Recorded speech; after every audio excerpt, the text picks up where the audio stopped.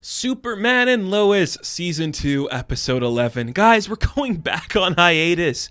Why is this happening? What is going on with this show? Why are we just getting back and it's going back again? Whatever. It was cool. I liked this episode. Was it as good as Bizarro World? I don't know, maybe not. But it was fun. It ended in some interesting ways. It had a premise that I really enjoyed. And once again, David Ramsey showing he likes the CW. And why wouldn't you? It gave you a lot of money, presumably. That's fun. I like it. So, the overarching theme of this episode is kind of the idea of what the secret means to people now. You see that the secret of Superman's identity has kind of warped into this thing where the wrong people know it and the right people don't. And that's kind of the crux of what we're seeing in this show. Jor-El has arrived on Earth. He's trying to merge with John. It doesn't work. He's kind of like finding the right people to help him get this together. He needs to find Lana to help Lana merge with herself. It's very fascinating stuff. And while I like where this show is going in this episode, it really felt like not much happened. Like, there were some big revelations, but not a lot happened, you know? It was kind of like, where's Lana for a lot of it? And like deciding how are we supposed to present this idea of Lana? Where is Jor-El? Does Jor-El have her somewhere? That's a lot of this episode. I think what could have really benefited in this particular 44 minutes was Kyle. Maybe Kyle steps in and helps out Sarah for a minute, but that's not really the case. Sarah actually has an interesting storyline here where she is really worried about her mother and she wants to kind of like help her. She's all in on Mayor Lana right now. Like, she is like, okay, Mom, I want to help you. Things with Jordan are weird. I don't want to talk to him, so I want to help you. She has a really nice moment where she's talking to Lois, just kind of like explaining their family stuff. This makes Jordan upset, and him and his mom have a little fight about it later. I get it, and I think that's some really fun just stuff we're seeing between them all. I love Lois just talking about her history. She's like, you know, when I was your age, the guys I was with, damn, son, insanity.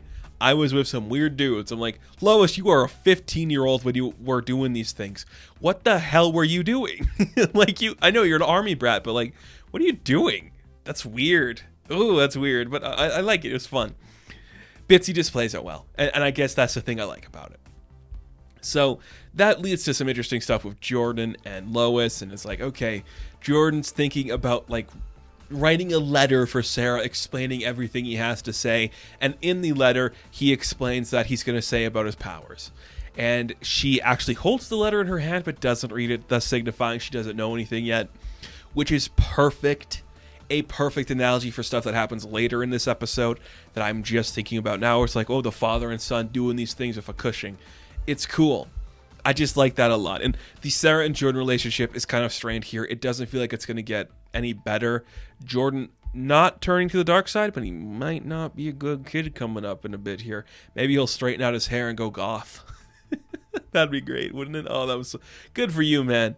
That was insane last week. I loved it. That was really fun. And I just kind of like the idea of giving Lana a bigger presence in this world. They are in Smallville. One of the most famous people from Smallville that is still alive, Lana Lang. Do something with that character. She gets kidnapped by Jor-El. We see that later on as, you know, Natalie and John Henry are trying to like build this device to amplify stuff, to do the blah, blah, blah. You get it? The other Lana from the Bizarro universe comes in because she's ready to merge, but they blast her back in a really cool way. I thought that was great. Again, that's what you should do. Just have some silly stuff going on. I love it. Give John Henry something weird to do. It's fun. I enjoy it a lot. And now that Natalie's getting involved, she's like, I know how to make things better. Build your own suit. You and Jordan, you could be little friends and do stuff. That's fun. That's fun. I really did like that. Really great stuff. So yes, Jor-El has kidnapped Lana Lang. That is pretty much the crux of this episode.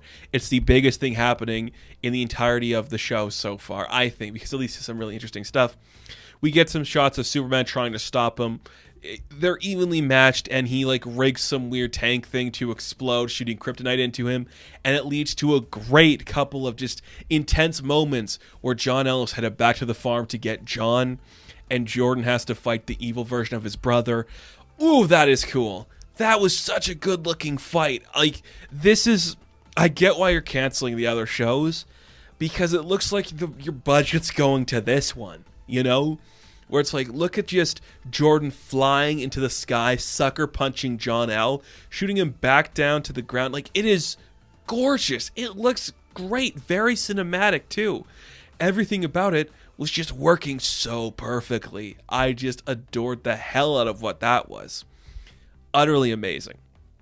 Utterly amazing. And you just see, Jordan's bleeding. Him and John are in a great fight. Of course, the dad will come and save him later. But as they are having that fight, Lana is trying to pick the shards of kryptonite out of Superman's chest. And it is intense and it's cool. And I know it's just cinematic tension. I love that she saves the big one for last. As if that's not the one that's going to kill him, Lana. That seems like the one you should try to do first to save him, you know? But she gets them all out. He's able to fly away. And he saves his son from being beaten up by his evil son. And it's a really nice moment. It's like great use. There's like a beautiful scene of Superman flying. Oh, it's beautiful. It is so beautiful. Like, this show is just, it's gorgeous. And I don't understand how it looks this good on a TV budget, especially a CW TV budget. This looks amazing. It's so cool. It's so impressive. Man, this show is cool. And that's pretty much the majority of what happens this episode. Like I said, there isn't that much going on right now. I feel like we're ramping up to something bigger. This was a lot of just like, we have a big fight scene of John L coming up. We're going to send him to the DOD. He's probably going to be locked up with the version of Tal from this universe. Maybe that Tal's going to see the goodness in his other version of Tal and be like, okay, brother, maybe now I understand what's going on here. It's cool. It's working well. I do like it. You also see that Clark doesn't realize he's been gone for like 33 days. And he talks to Lana at the beginning. She's like, dude, you were gone for a month. What the heck? I'm mayor. And he's like, that's great. That's great. It's really nice. It's really nice. But it probably leads to the best moment of the show. At least I think it's the best moment of the show. As we were saying earlier, Jordan wanted to reveal to Sarah everything he's been feeling. I love you. You're everything to me. We're 14. This is the end of our worlds if we don't get together. Also, I have superpowers and my dad is Superman. And that's the theme of this episode, is the secret. Does the secret matter anymore? John is having an argument with his father about the secret. And it's like, you lied to us our entire childhood to keep us safe. But now look what's happening. Is our life any more normal because you didn't tell us you were Superman? No, it's not. And that makes Clark and Lois maybe realize they did the wrong thing not telling them. Well, not the wrong thing. Maybe they should have talked about it earlier and had a different plan in place for when these things start to become prominent. And that is a really fun conversation they start to have. And they were discussing it throughout the episode. Like, maybe keeping the secrets has hurt people because it got Lana into the situation. It's got Sarah into the situation. Maybe we should trust ourselves to tell more people.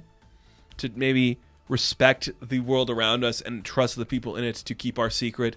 And it leads to a moment after Superman saves Lana and drops her off where she's like, oh my goodness, I would never talk about like the evil version of John. It would ruin Clark's life. And he's like, oh shit, she really doesn't know what's going on and she really cares about me. And that goes to the ending. And the ending, I've been teasing it all video. This ending's beautiful. And I think because we already know Lois is familiar with this Superman and Clark thing. You don't have to have the big reveal there. You do it in the first episode where you're doing the montage. It's beautiful. It's cute. I love it. So this is the one you have to do. This would potentially be the biggest reveal of the secret to anybody in the world. Okay? Clark talks to his family. He's like, okay, there's stuff that happened. People got hurt because of it. I'm thinking of telling Lana my secret. And everyone's like, dude, yes, honey. Get out there and do it. You have to. She is your best friend. You are her number one champion. Tell her about it. Tell her everything she needs. Let her just do it. Just do the Billy Joel. Just tell her about it, man. Do it. So he goes to do it. And I love, this is just a silly thing that I noticed when he's walking off to go like tell her. He just walks out of the room at normal speed. Do they not edit him leaving? Was that supposed to be, he's supposed to speed off? He just freaking walks away. I'm like, that is great because he's nervous. He's nervous to talk to her.